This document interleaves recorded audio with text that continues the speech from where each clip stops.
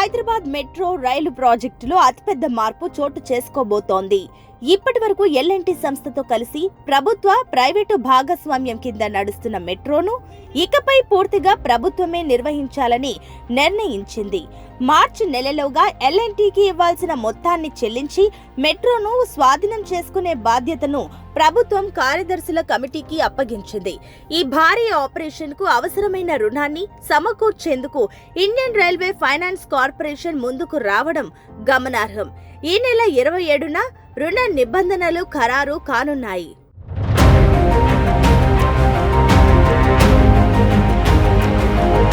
మెట్రోను స్వాధీనం చేసుకోవడం వెనుక బలమైన కారణాలు ఉన్నాయి. మెట్రో ఫేజ్ 2 పనులు వేగవంతం కావాలంటే మొదటి దశ పూర్తిగా ప్రభుత్వ ఆధీనంలో ఉండాలని నిపుణుల కమిటీ సూచించింది.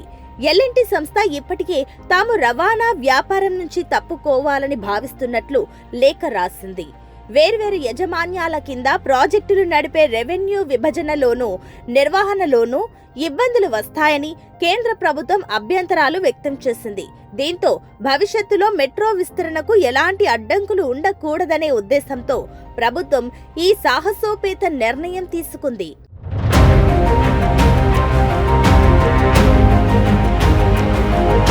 హైదరాబాద్ జనాభా పెరుగుదలకు అనుగుణంగా మెట్రోను భారీగా విస్తరించాలని ప్రభుత్వం లక్ష్యంగా పెట్టుకుంది.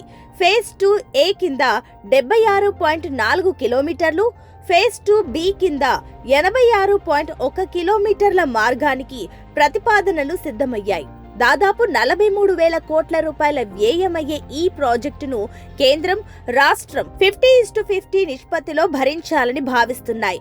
మెట్రోను ప్రభుత్వం స్వాధీనం చేసుకున్న తర్వాత కేంద్రం పట్టణ వ్యవహారాల మంత్రిత్వ శాఖ నుంచి ఫేజ్ 2 పనులకు త్వరగా అనుమతులు వస్తాయని అధికారులు ఆశిస్తున్నారు. మెట్రో ప్రభుత్వం చేతిలోకి వచ్చినా నిర్వహణలో ఎలాంటి ఇబ్బందులు తలెత్తకుండా ప్రభుత్వం జాగ్రత్తలు తీసుకుంటోంది.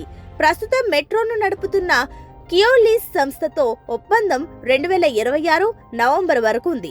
స్వాధీన ప్రక్రియ పూర్తయిన తర్వాత కూడా మరో ఏడాది పాటు అదే సంస్థ నిర్వహణను కొనసాగించనుంది. ఫలక్నుమా కారిడార్ అడ్డంకులు తొలగించడం, అప్పుల రీఫైనాన్స్ వంటి అంశాలపై ప్రభుత్వం ఇప్పటికే దృష్టి సారించింది.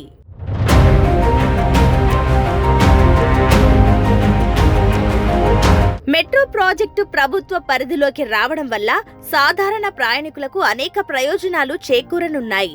ప్రైవేటు సంస్థల లక్ష్యం కేవలం లాభార్జన అయితే ప్రభుత్వ లక్ష్యం ప్రజలకు తక్కువ ధరకు మెరుగైన రవాణా సౌకర్యం కల్పించడం. మెట్రో ప్రభుత్వం చేతిలో ఉంటే రాబోయే రోజుల్లో టికెట్ ధరల పెంపు నియంత్రణలో ఉండడమే కాకుండా రాయితీలు పెరిగే అవకాశం ఉంది.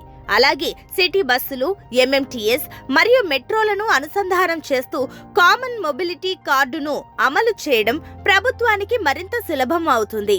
దీనివల్ల ప్రయాణికులు ఒకే కార్డుతో అన్ని రకాల రవాణా సేవలను వినియోగించుకోవచ్చు.